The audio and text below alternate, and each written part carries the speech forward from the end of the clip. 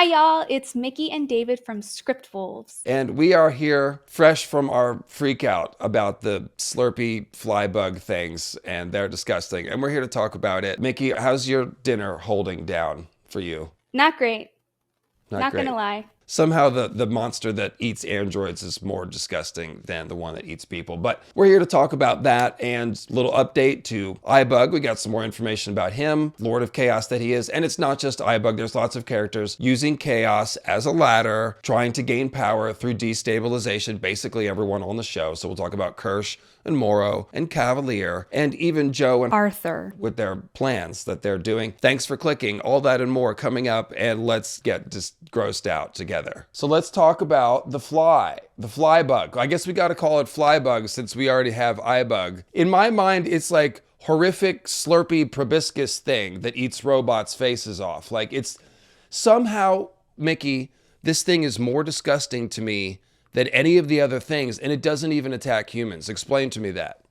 Actually, you know what? I do have to argue this point is that it is not nastier than Boy Cavalier's feet. He literally had them dogs out in public, like just straight up. I'm just not a foot person. Okay, I'm rocking socks out here. And speaking of socks, honestly, the front of that fly bug, like it's keeping up with the tradition of aliens creating monsters based on perverted genitalia. Like the thing has a ball sack and then it's got a noodle proboscis, and it's absolutely disgusting. Like it's so gross. The thing, like before it does anything, it's disgusting. And the way they are slurping up the android's face is really gross. Thanks for clicking on our video, everyone. We're all enjoying the show, obviously. And I just want to object to these things in the strongest terms possible. But let's be serious about it for a second. They eat metal, but apparently not the metal that the enclosures are made out of. That's wild. I really want to know what the synths are made out of. And how does it know it could eat the synths? Is it just coincidence? It just went for it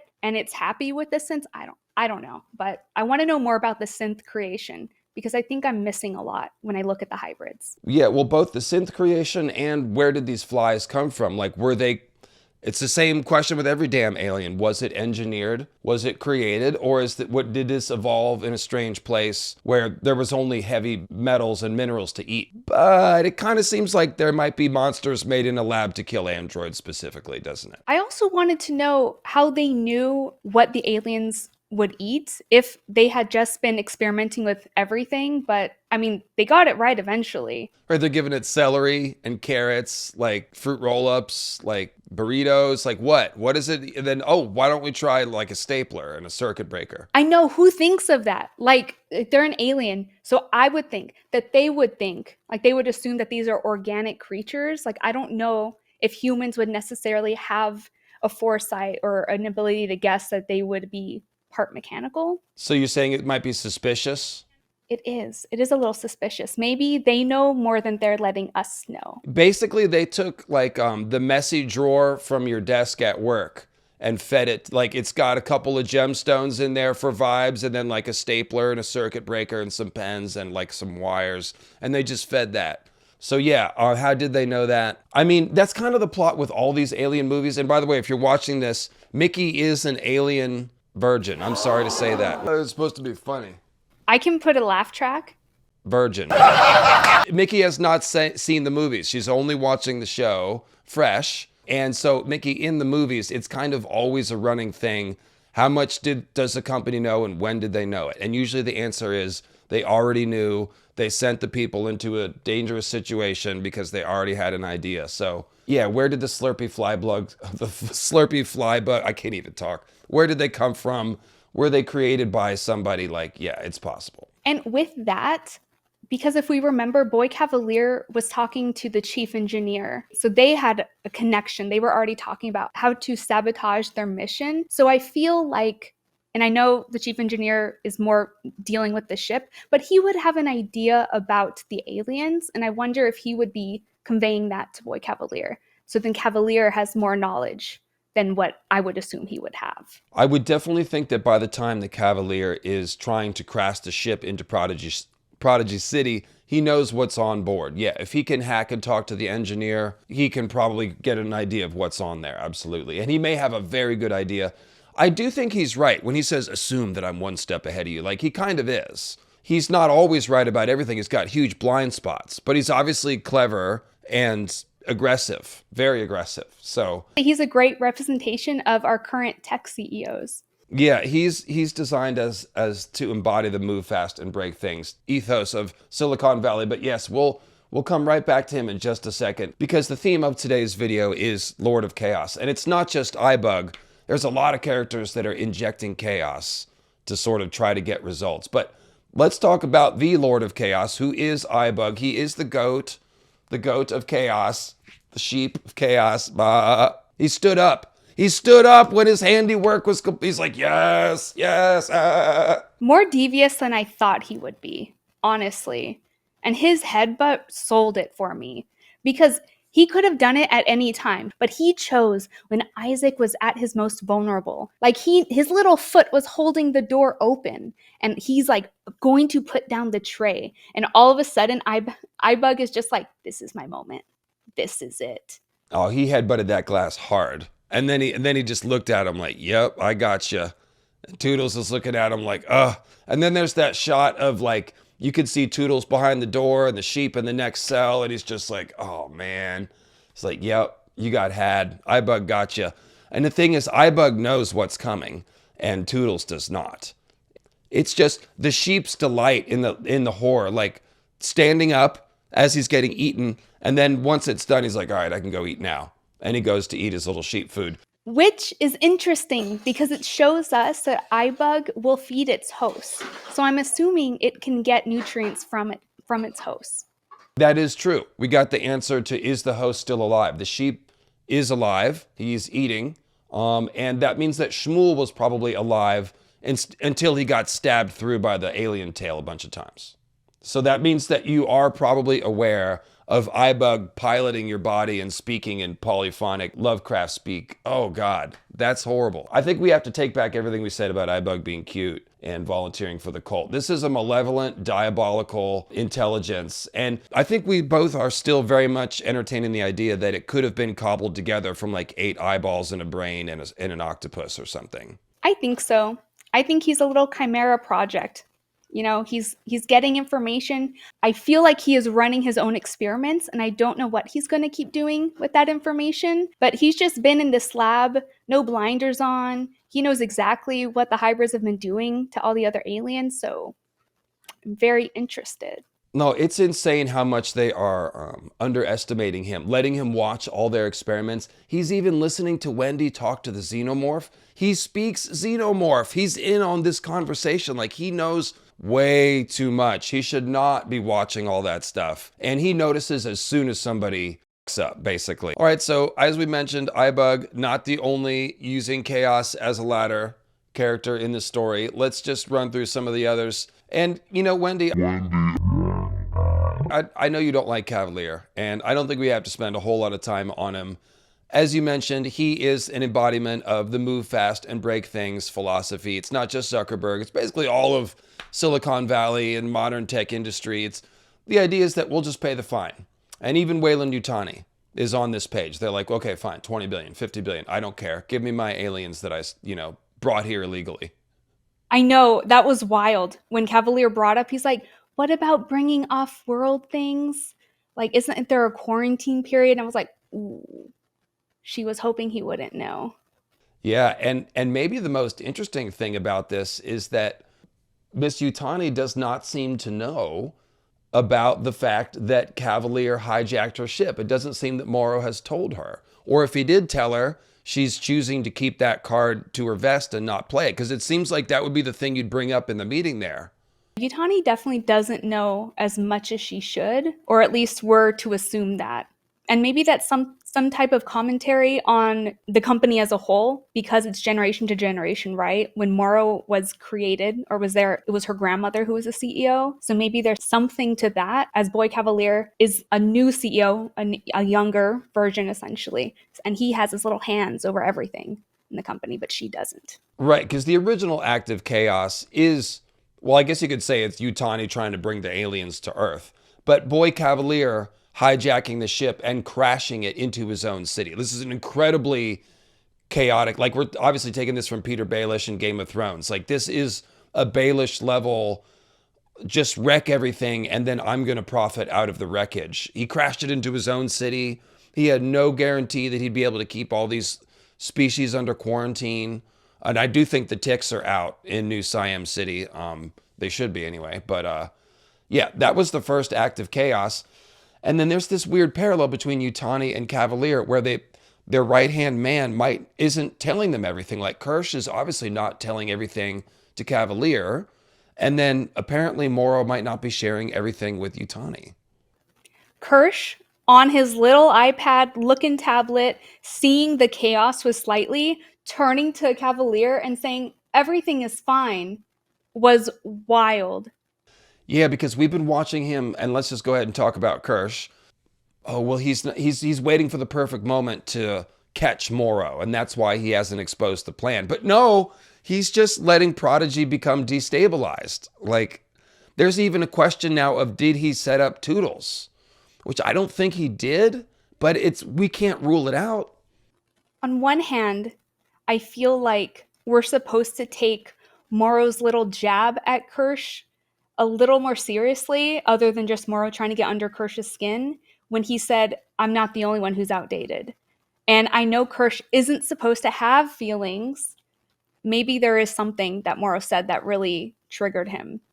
So Kirsh, you know, he definitely seems like the kind of android where we are supposed to question where his limits are. There's a couple ways in which he could be going beyond the normal limits of an android. One, he could have secret orders from Yutani or someone else. He could have hidden programming and hidden directives. We've seen that in other Aliens movies.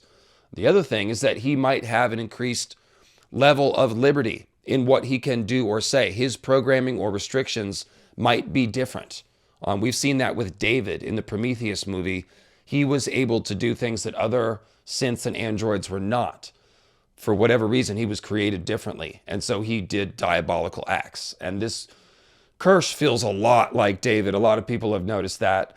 He's going so far with his level of silence. Like he's allowing harm to come to all kinds of things. So he's definitely allowing Prodigy to be destabilized. So the question is why? Is he working for Yutani? Or does he have some ideological thing where he just regards humans as food?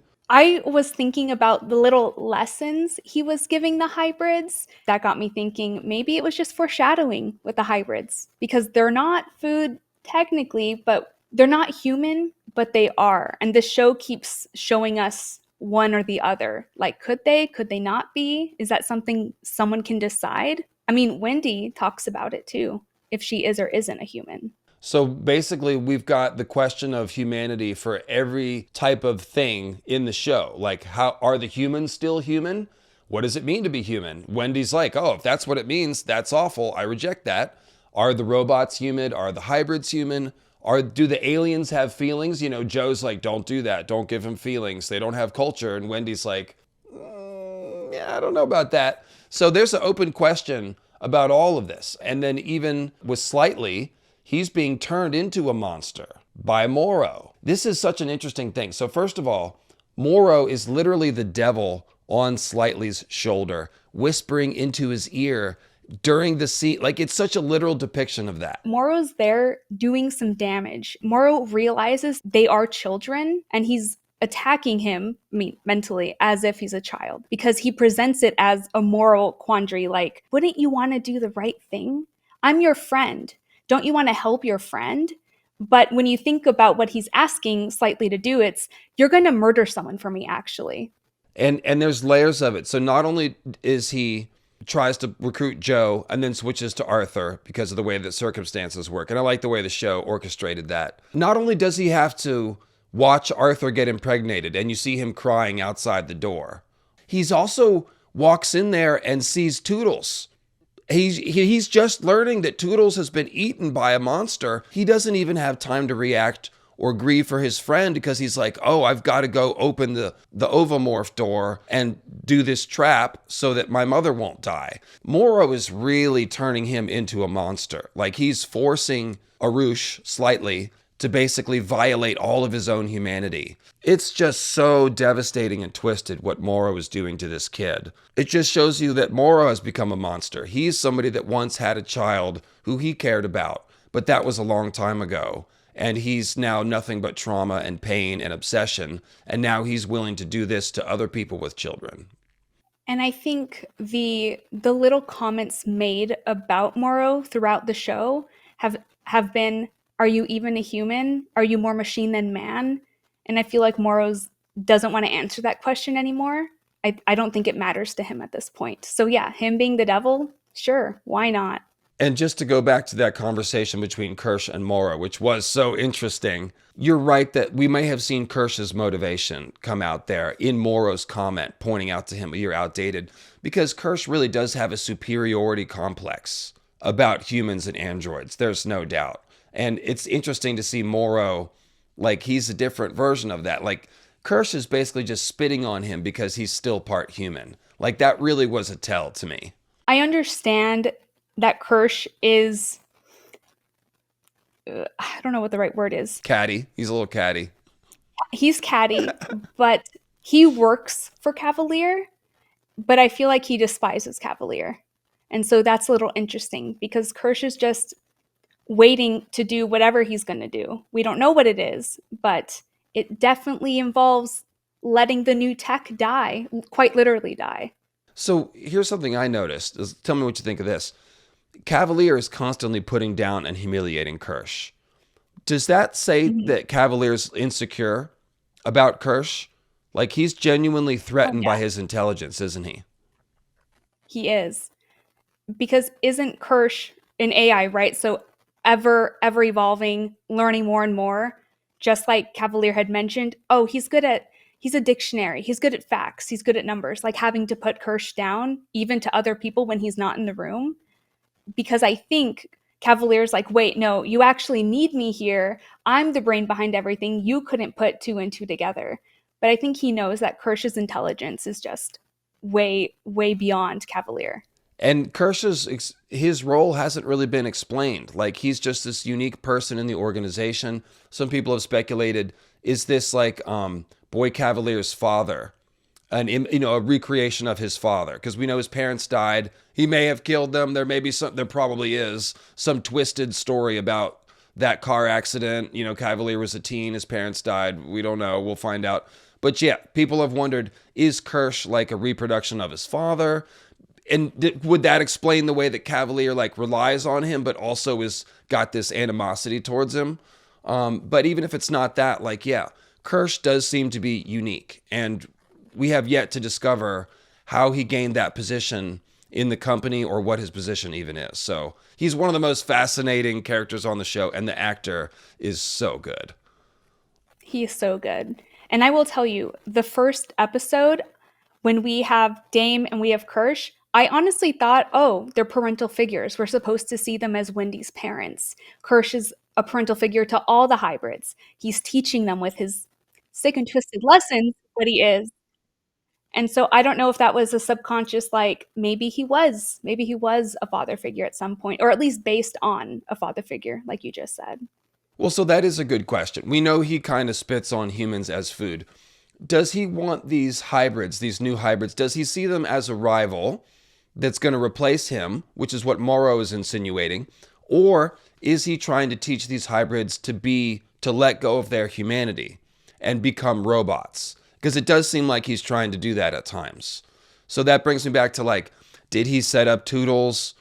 Or was he mad? Was he upset? Because like he wanted Toodles to go there with the other girl, with Curly. It was Toodles' idea to go by himself. So I kind of lean towards he didn't set up Toodles. I think, but he's not surprised at what happened to Toodles. I mean, at least he didn't react to it. He watches it on 4K on his little tablet. I mean, he's letting all the chaos happen. He is, as we said, another Lord of Chaos in the show.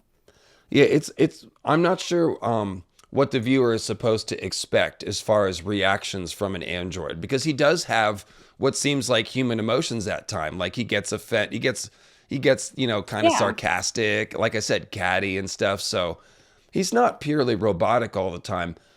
Like I said, I'm not really sure how we're supposed to perceive his level of autonomy, but we will find out. So here's my prediction about Morrow. Now, Captain Hook, pirates frequently have the eye patch. Captain Hook does not. He has two eyes. But given that Morrow is clearly Captain Hook and Captain Hook is a pirate, isn't Morrow actually the best target for Eyebug? Like a human brain with robotic capabilities. If Eyebug actually can't body snatch a synth, which is a big maybe. We're speculating that maybe he can, but I'd say it's probably more likely that Eyebug can only interface with organic material. And if that's the case, Morrow is ideal. We've got robot strength, human brain, lots of knowledge and experience, durable. So yeah, maybe he'll become a full pirate and get that one eye patch sort of thing going on with Eyebug. That would be awesome. I love that. And they'd be compatible, literally, technologically.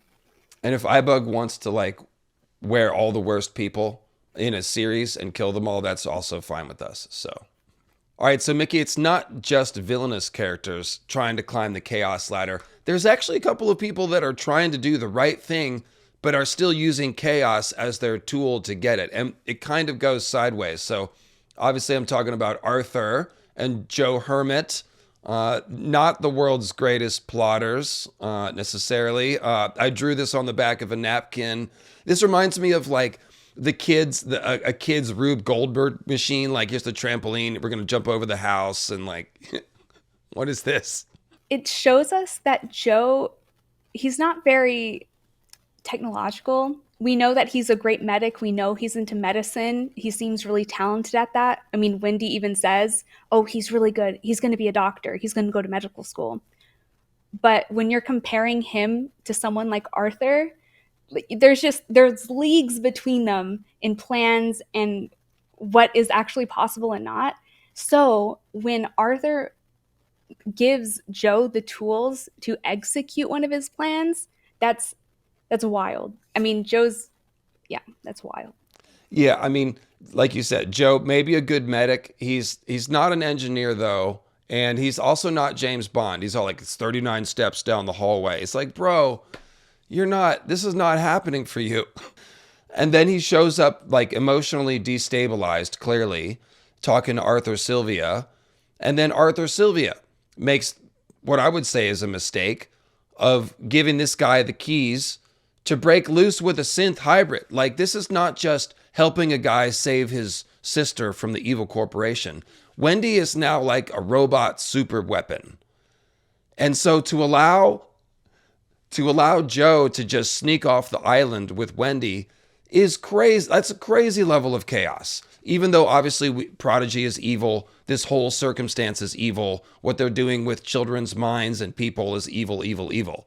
And we understand the characters wanting to fight against it or rebel against it. But this plan is just so hackneyed. Arthur is obviously destabilized himself. His marriage just fell apart. His best friend in the world just kind of betrayed him. He's been fired. This whole program that all of his energy and emotions are tied up to is going off the rails, and now he can't be around to shepherd it. And then he just hands Joe the key. He's like, yeah, come over to the computer. Here are the lock codes. I'll just turn off the trackers, and we'll see how this goes. Like, it would be one thing if that was the last thing he did, if he just walked out of the building, checked out. I'd be like, okay, Arthur, that was a little get back at Prodigy. But then he does a kind act, and he did not deserve it. Arthur did not deserve what he got. No. Leave Arthur alone. But it showed us that Arthur actually cared about his projects, his hybrids. He saw them as children, which a lot of the other adults just seem to forget that they are children. Even his ex, I mean, yeah, I feel like they did broke up. They got an instant divorce when she said that she could do it after he says no. Yeah, I have so many feelings about that. But before I let loose with that, let's just finish with what you just said and with Arthur and Joe. So basically, yeah, they're trying to do the right thing. But just because you morally have the right position doesn't mean that all of your actions are rational and well calculated. Like, Arthur goes to the lab, right? Because, Toodles is offline. What happened? Last seen in the lab. We're running there. You don't just run in that lab.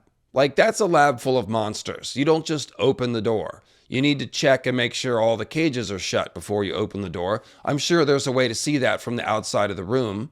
The green and red lights, there's probably a sensor pad that shows, oh, paddock 2 is open. You know what I mean? Like, And also, it was established early on that humans shouldn't be in contact with the aliens when Boy Cavalier wants to go to them. So Arthur just there's no safety precautions. Yeah, there's nothing there. and then once he sees Toodles' body, it's like, dude, he's KO'd.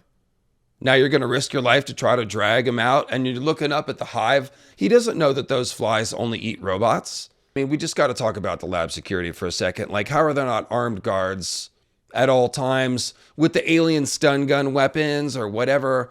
And if I'm a scientist that's in that lab, like, I'm armed. Every time I'm in there, I have a weapon on me.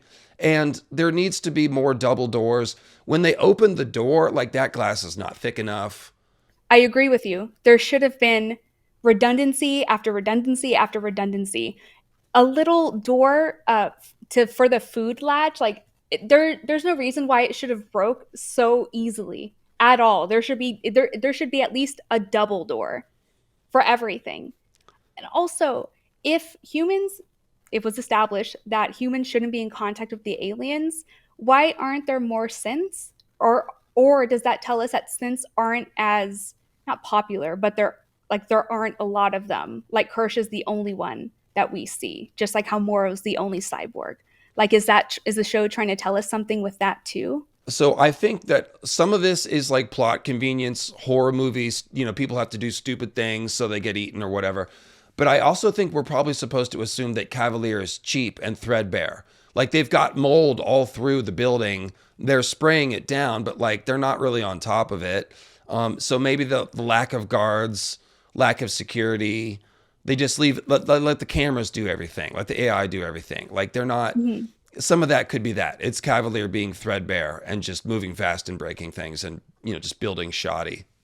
That we'll have to see where this goes, but this has been a good discussion. Thanks for watching, everyone. And yeah, we'll be back with another video next week after we see how the plant thing slurps people up, presumably.